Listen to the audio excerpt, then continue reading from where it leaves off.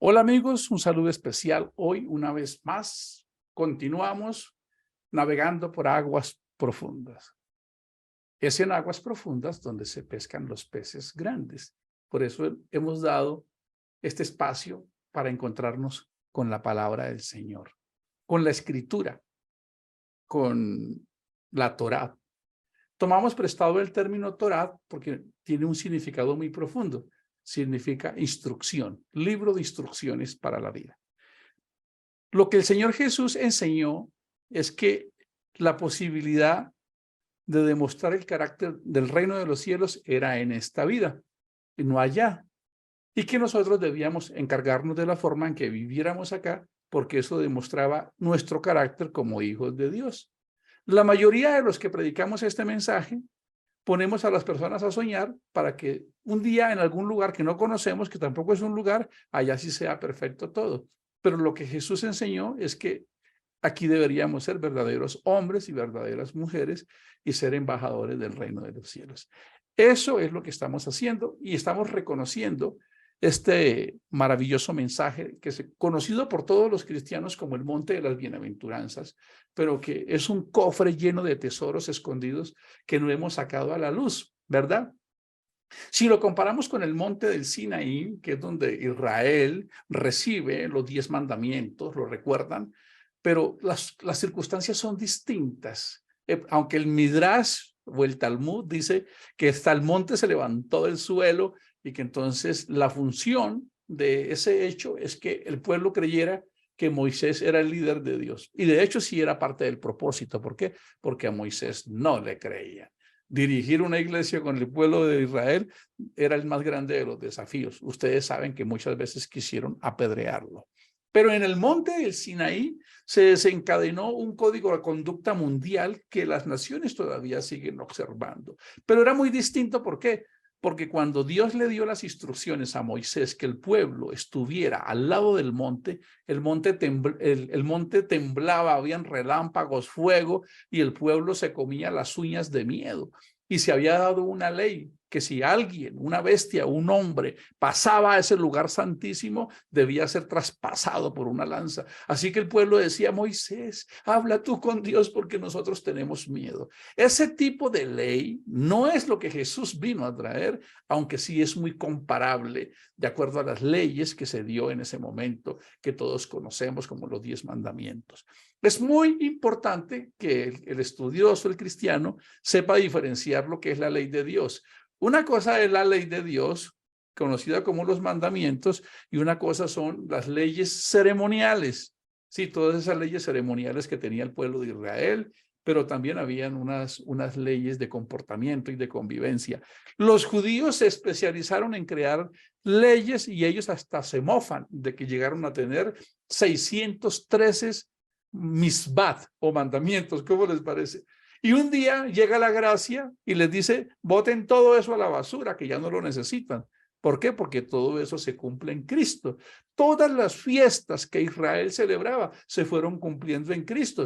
Cristo es el Shabbat, es el reposo en el que vamos a entrar. Pero los judíos y algunos cristianos sí quisieron seguir guardando eso. Ahora viene esa ley, pero esa ley no funcionó. Ustedes lo saben. Es más, Dios le dice que él iba a dejar a su pueblo porque ellos invalidaron el pacto. Ellos con sus hechos invalidaron el pacto. ¿Por qué el pueblo de Dios, el pueblo de Israel, no ha perecido? Por la promesa que Dios les dijo. Porque él lo prometió que se guardaría un remanente. Pero la promesa que el pueblo de Israel recibió, ellos la desecharon.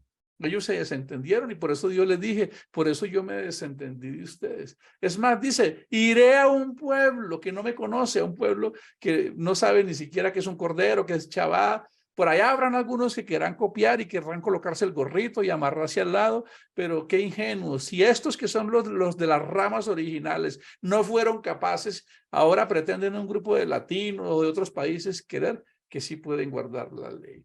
¡Wow! La palabra del Señor dice que el que desobedece uno de esos mandamientos acarrea la culpa de todos. Pero viene Jesús viene aquí y entonces nos encontramos con unos mandamientos totalmente disruptivos. Y hay expresiones muy desconocidas como, oíste que fue dicho. Escuchen esa expresión.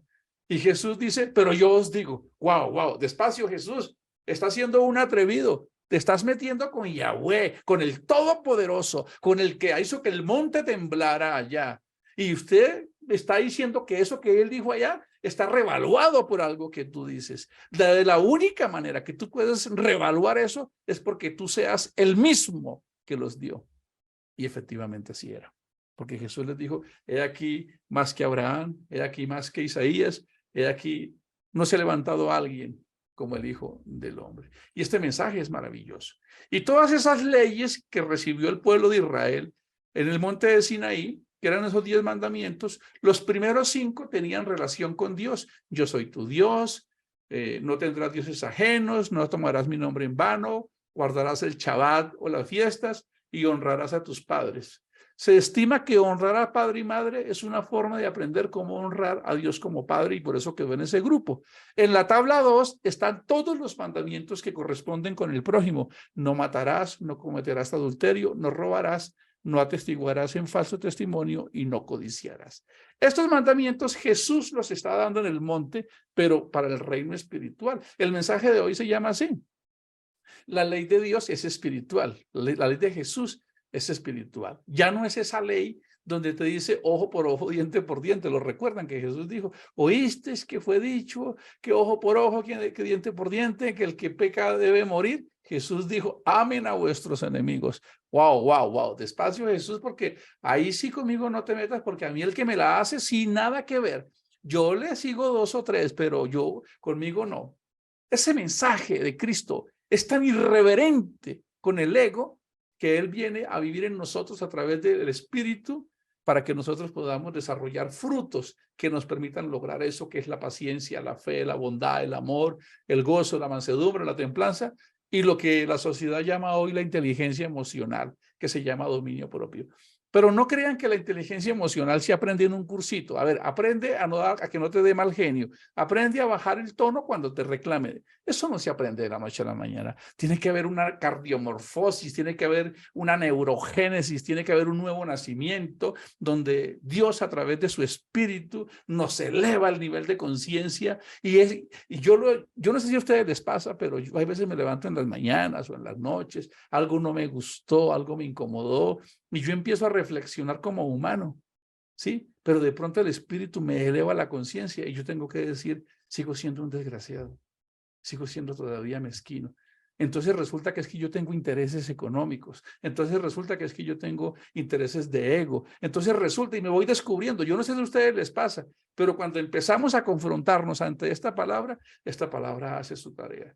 Solo que nosotros como el apóstol Pablo nos resistimos a que podamos vivir en eso. Entonces, cuando ya Jesús empieza, vamos a hacer un repaso, porque el tema de hoy es Jesús y el adulterio. Jesús y el adulterio. Bueno, el que se autodenomina como el vicario de Cristo está dando unas puertas abiertas al pecado de una manera impresionante. Pero el Señor Jesús es claro. Las organizaciones locales no pueden legislar ante la palabra de Dios y la humanidad no puede caer en ese error. Y hay una problemática ahora que se llama conservar el status quo. Es decir, no digas porque chocas, no prediques porque te ven como fanático, no vayas porque eres homofóbico, no digas esto, y entonces como que estamos así. Entonces como que no hagamos nada, que cada uno haga lo que quiera. Y estábamos mirando que cuando Jesús dijo que yo era la sal, si yo soy la sal del mundo y me junto ante alguien que está herido por el adulterio y la fornicación, ¿qué pasa cuando la sal cae a una herida? Pues que hay una piquiña, hay un dolor. No nos va a gustar que nos digan eso. Y sí quiero decirle a todos los amigos que hablo de esto porque pues, tengo 52 años y como dijo Pablo, casi todas esas cosas las hice. Y aún todavía hago otras que no son tan agradables delante de Dios, solo que al encontrar este mensaje nos hemos venido esforzando, no creyendo que el Espíritu de Dios nos va a secuestrar la conciencia y la parte cognitiva. Voy a colocar un ejemplo para que esto quede más claro.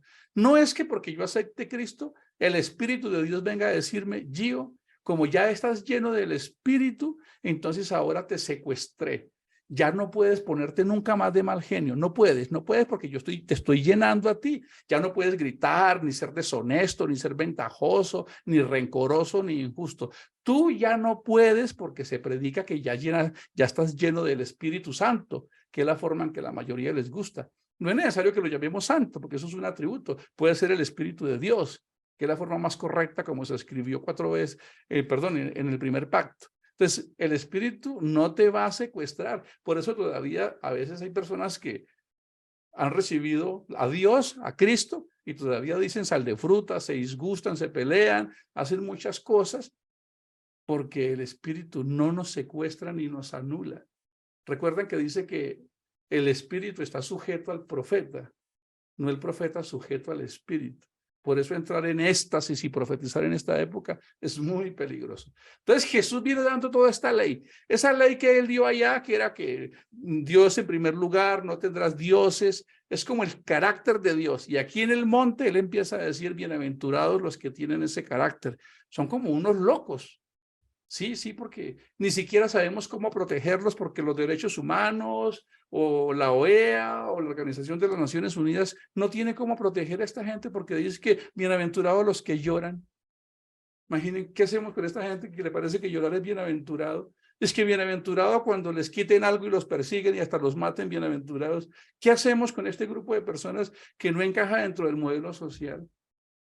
Bienaventurados esos que son capaces de renunciar a algo que les gusta, unas vacaciones o algo que tienen porque piensan que eso puede ser parte para transformar el mundo, porque tienen hambre y sed de justicia. Son gente extraña, renuncian a sus derechos. Por allá dice que es que bienaventurado el que aborrece su vida. Tan extraña esta generación. Son como locos. Todo eso que ustedes leyeron ahí era lo que daba el primer pacto de la ley. Porque era darle todo a Dios, el primer lugar. Por eso dice, bienaventurados los que tienen hambre y sed de justicia. Es decir, que no nos acostamos a dormir tranquilos, a anchas, viendo televisión, de paseo, sin que nos esté causando un dolor la situación que está viviendo este mundo. Ese primer carácter lo que hace es colocarnos en los primeros 5 puntos de nuestra relación con Dios, porque ahora tenemos su naturaleza y empezamos a conmovernos por lo mismo que conmueve a Dios. Eso nos deja en un estado natural de ser sal y de ser luz. Y empieza a decir que es de la única manera en que nos podemos comportar. Pero noten que nosotros tenemos el carácter de Cristo ahora. ¡Wow! Dios mío, ¿cómo un miserable pecador como este servidor puede llegar a pensar que es así? Pues porque a él se le dio la gana. ¿Sí? Si tú le debes a alguien 10 millones de pesos y tú estás que te mueres, que te suicidas, porque te va a sacar por las redes, que tú no le pagas, y un día te llama y te dice, mira, Chepita, te perdono. Hoy me levanté con ganas de regalarte esos 10 millones. Es más, pasa por otros 2. Entonces tú quedas, pero ¿cómo así? Sí, porque es que yo soy el dueño de esos 10 millones. Yo ya te liberé de esa culpa. Tú no tienes por qué. Ya no me debes nada. Cuando Dios toma la decisión de hacer un sacrificio por nosotros y coge a un miserable pecador y le dice, mira, yo he decidido perdonarte todo, pero no gratis. Yo voy a pagar ese precio colocando mi vida en la cruz del Calvario. Así que no importa que tú tengas esa naturaleza pecaminosa y todavía te den berrinches, yo ya te perdoné y a mí se me da la gana de perdonarte. Por eso Corintios dice, ¿quién te puede acusar si Cristo ya murió?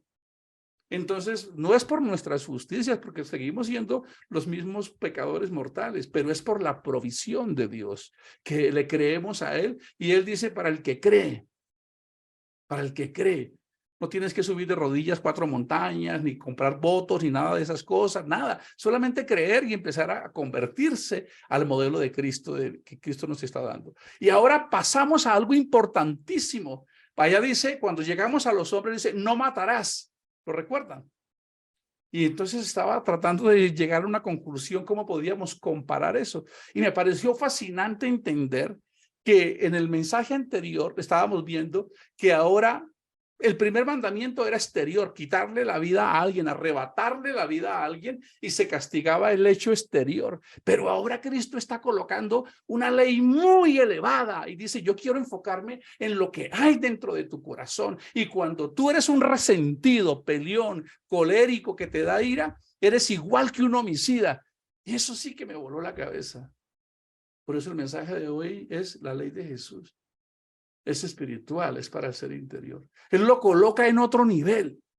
Él dice, por eso dice, si tú llamas a tu hermano necio, si tú llamas a tu hermano fatuo, fatuo que significa estúpido, idiota, majadero y además tramposo y un poco de cosas, si tú llamas a alguien así o estás disgustado con alguien, ya tienes en ti la semilla de la ira. Y casi siempre cuando alguien mata a alguien alevosamente es porque empezó con un conato de ira. Así que ya tú eres culpable de ese juicio.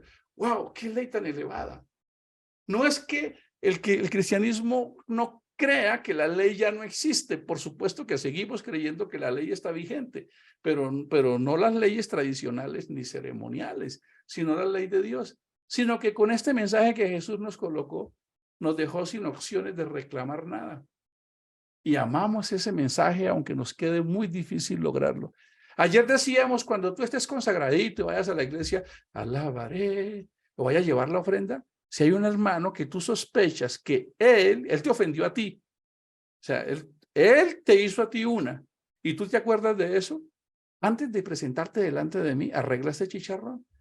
Entonces la justicia humana dice, pero ¿por qué yo? Si yo soy el lesionado. Él fue el que me ofendió a mí. Él es el que me tiene que pedir perdón.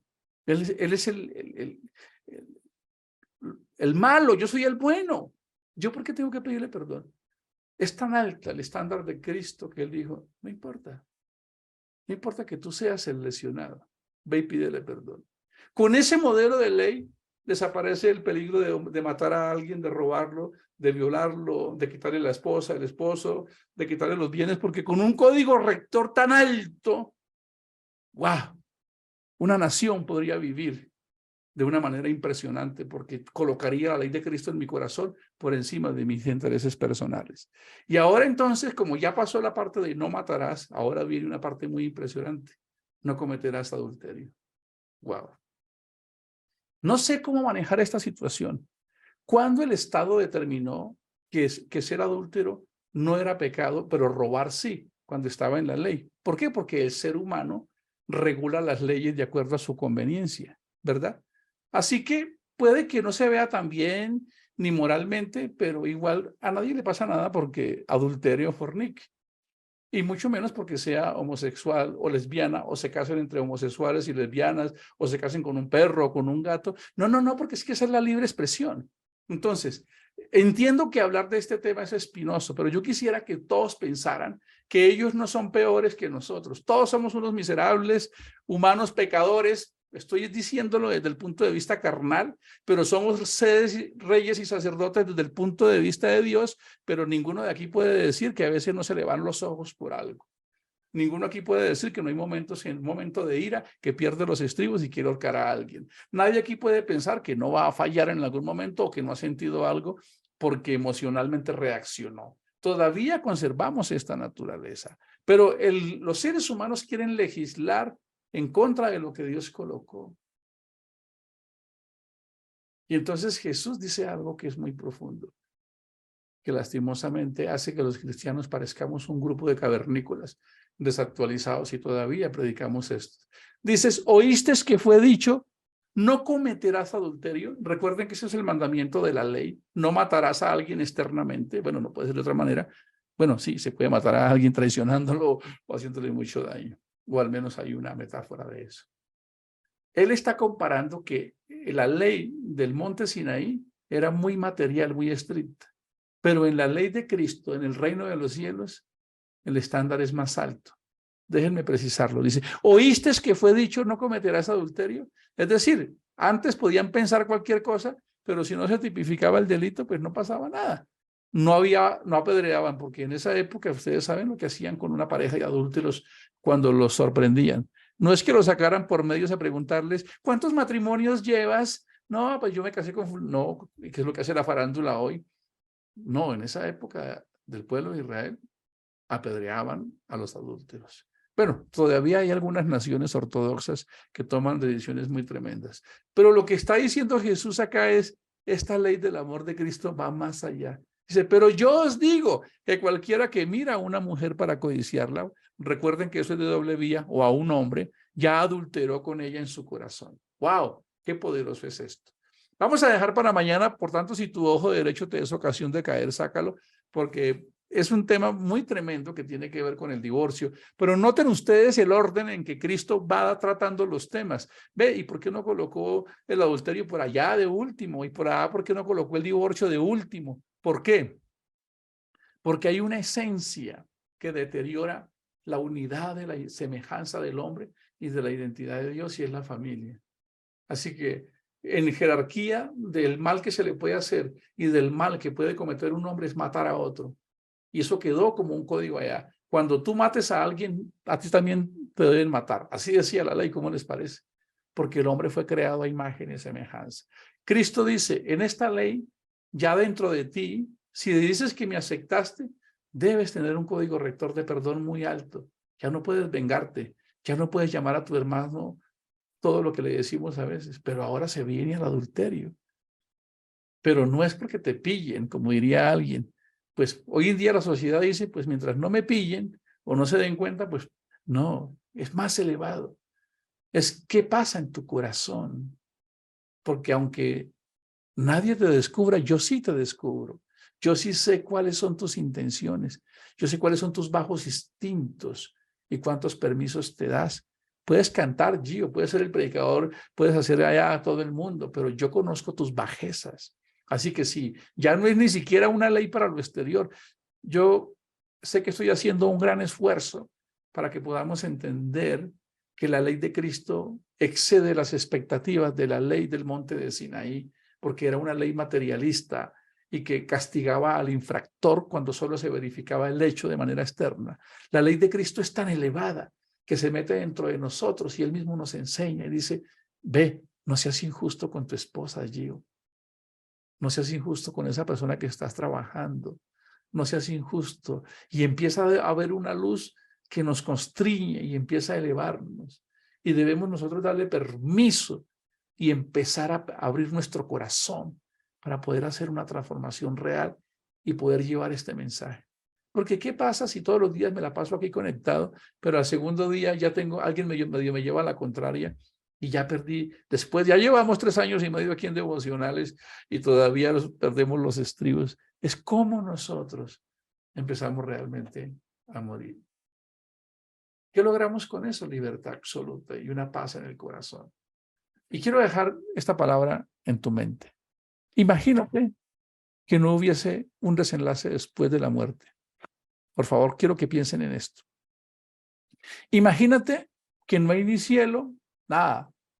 Solo tienes esta oportunidad de recibir el reino de los cielos acá y de representarlo. ¿Cómo vivirías entonces hoy?